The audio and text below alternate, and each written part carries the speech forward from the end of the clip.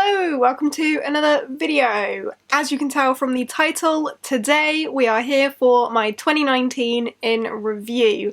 This is a video I did last year and quite liked it, so I'm going to do it again this year. So just a wrap up and a look back over 2019, the things that I achieved book-wise, my reading year on Goodreads, just a bit of a wrap up, a review, an overview of the year we've just had, because, you know, it's ending. So, let's crack on with that. I think the thing that most people are familiar with for a year in review is the Goodreads year in review, so I'm going to go through that with you and see what Goodreads has to say about my year and the stats and stuff of the things that I achieved in 2019, so let's get started with that. I have it up on my laptop here. So apologies for looking down at that. Right, my year in books 2019. This is my journey for books in 2019. So I read a total of 28,663 pages across 81 books, which is fantastic because my reading goal for the year was 70, so I have surpassed that by 11 books. Go me! I'm really happy with that. Like, the year before, my goal was 60 and I only just surpassed that, so I felt like I was pushing it going for 70, but I surpassed it by hitting 81, so very happy with that. Considering this year was the year that I moved house, like me and Jake bought a house, and that was a really busy period for us, I'm really proud of the fact that I still managed to hit 81 books. The shortest book that I read in 2019 was Giant Days Volume 5 by John Allison. I have now read up to Volume 8 of that, but apparently Volume 5 was the shortest that I read this year. Giant Days is very episodic. It's like a slice of life graphic novel, if you've not heard of it. It follows three girls and their journey through university. As I say, very episodic, slice of life, just follows bits of their life throughout their time at uni. Very non-committal, easy reading. And the longest book that I read in 2019 is really no surprise to anybody, but it is The Priory of the Orange Tree by Samantha Shannon. That beast is 896 pages long, and I read that this year. I actually read that in 4 days, which I am very impressed with. I feel the need to point out I was off work at that point, so literally was reading constantly. I really enjoyed The Priory of the Orange Tree though. I gave it 5 stars and I stick by that rating. I had such a good time with that book. I was so invested. And it was slow in spots and very political, and there was lots of building and back and forth, but I loved that book a lot. The most popular book that I read this year was Cinder by Marissa Meyer, and 680,000 people also read that. And the least popular book that I read this year was The Haunting of Pelican City by Sophie Green, the second Potkin and Stubbs book. That surprises me. Only 27 other people have read that on Goodreads. That needs to change. If you're into middle grade and you have not read Potkin and Stubbs by Sophie Green, so the first one is Potkin and Stubbs, the second one is The Haunting of Pelican City, and then Ghost Catcher, the third and final book in the trilogy, comes out in 2020, I really recommend it. It's really fun. It's a creepy, ghosty, crime detective middle grade book. Love it so much. My average rating for 2019 was 4. On the dot, 4. And you know, that doesn't surprise me. It's higher than it was last year, but this year I have given out many 5-star ratings. The highest rated on Goodreads of the books that I read this year was Muse of Nightmares by Laini Taylor, which has a 4.54 average. Wow. The first book that I read this year was Give the Dark My Love by Beth Revis, and then of course it just takes us through every book I read. I'm not gonna take you through that though. But the last book that I read in 2019 was Nevermore by Jessica Townsend, which I loved. 81 out of 70 books. I'm very pleased with my reading year on Goodreads. I feel like the quality has been really high. And I do just want to check how many 5-star ratings I gave, because I feel like it was a lot. So, I have my year broken down in stars on Goodreads here. I had 24 5-star reads in 2019. When we compare that to 2018, when I had 8 5-star reads in 2018 and 24 in 2019, like, the quality of my reading year has been insane. My biggest chunk, like the most common rating I gave out, was a 4-star with lots of books. So I gave 33 books 4 stars. So clearly that's where my like average of 4 stars comes out, because I gave a lot of books 4 stars, and then I gave a lot of books 5 stars as well. I only gave 4 books 2 stars, and I didn't give any books 1 star. And then, of course, I gave 20 books 3 stars as well.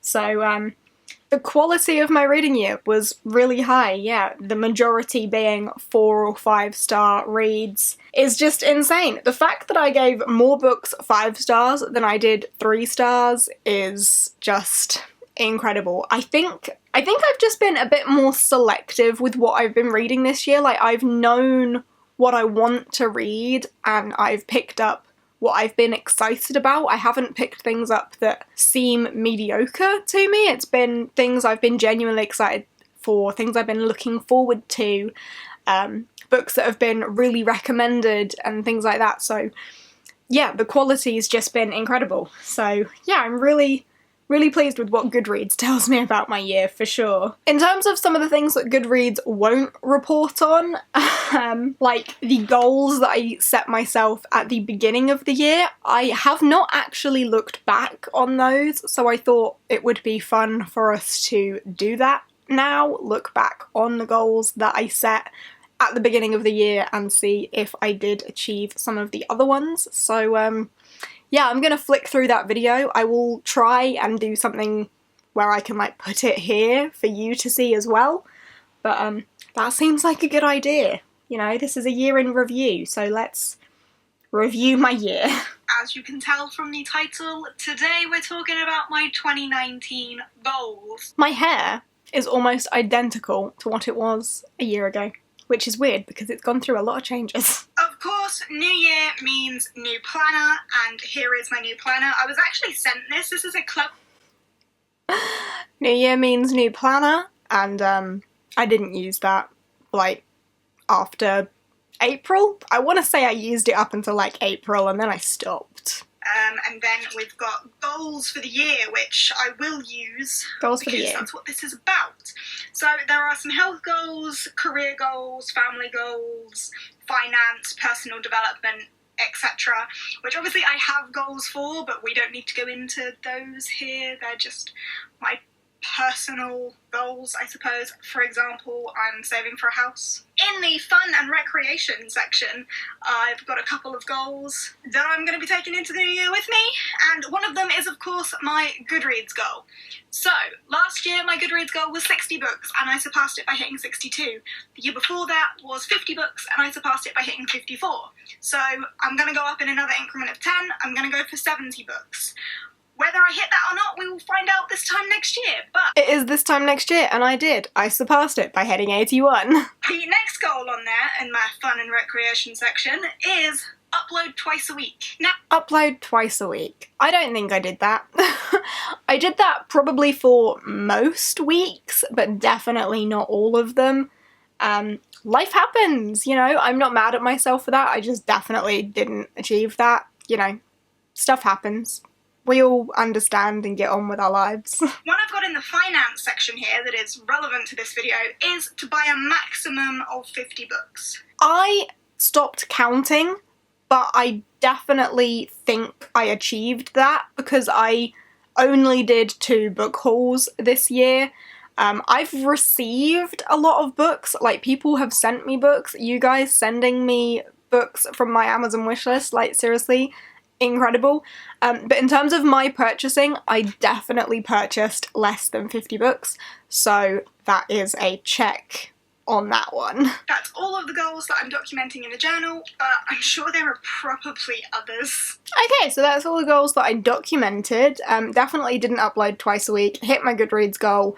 I did the finance one and got a house, so yay, and purchased less than 50 books, so I'm pretty pleased with that. Okay, I think I then go on to say some other goals that I didn't document. Things were just like random aims, so let's see what they were. Last year I had the goal of reading something from each shelf to try and get through some of the books that I wouldn't otherwise get to. That was one that I set for the last couple of years, was to read something from each shelf. I know for a fact I have not done that because I have not progressed with the Throne of Glass series, and that's one whole shelf that I just haven't touched. Otherwise, I probably have read something from every shelf, especially with, you know, reorganising them. Yeah, other than the Sarah J. Maas shelf, I have read something from every shelf, so we'll count that as a success. I'm not sure that's what I meant, because these books have probably had some reorganisation, and there are still some books that I'm avoiding, but you know, we'll count that, that's fine. I would love also, I've said this last year, pretty sure I said it the year before that as well, love to catch up with the Throne of Glass series, because I've already answered that one, haven't I? Throne of Glass. I have not progressed. I'm still up to Queen of Shadows. I haven't read Queen of Shadows. I'm not sure what I'm doing with that, but I'm not going to put any pressure on it because I just don't fancy it. If I fancy it at some point in the year, cool, but I didn't this year. Also, I keep saying as well that I need to dedicate some time to rereading and finishing the Lorien Legacies series. Yeah, I didn't do that either. Again, not going to put any pressure on it, but I didn't do it. Okay, I just continue to blab there. So they're the goals that my video gave me. So my Goodreads goal, my finance goal, reading less than 50 books and buying a house. Reading less than 50 books, buying less than 50 books, and buying a house. Reading something off each shelf, didn't finish the Throne of Glass series and did not reread the Lorien Legacies series either. So I achieved the, like, set goals. I didn't achieve the more, like, goals, which I'm happy with. I'm happy that I achieved the solid goals that I had set down, so I would call 2019 a success. As I say, the quality of my reading this year has been fantastic, and I have loved so many of the books I've read. I've found some absolute favourites this year, which you will see in my best books of 2019 video. And you know what? It was actually a struggle to put together my worst books of 2019 video, but there will be one of those as well. But there are no 1-star reads in it, so it ain't all doom and gloom. But yeah, I would call 2019 a success, and thank you for being here for me with it. Like, thank you for coming along for the journey. You guys have been fantastic this year. Completely amazes me. Like, who wants to listen to me ramble? Thank you for listening to me ramble. And on that note, I am going to stop rambling now. I feel like we've covered my bookish year. I hope you have enjoyed looking back on my year with me here. I hope that you smashed all of your goals for 2019 as well, and fingers crossed we can all do the same for 2020 as well, and, you know, set some fantastic goals and hit them throughout the year. So thank you for a fantastic 2019, and Happy New Year to you. Let's go smash 2020. Thank you for watching, and I will see you in the next one. Bye!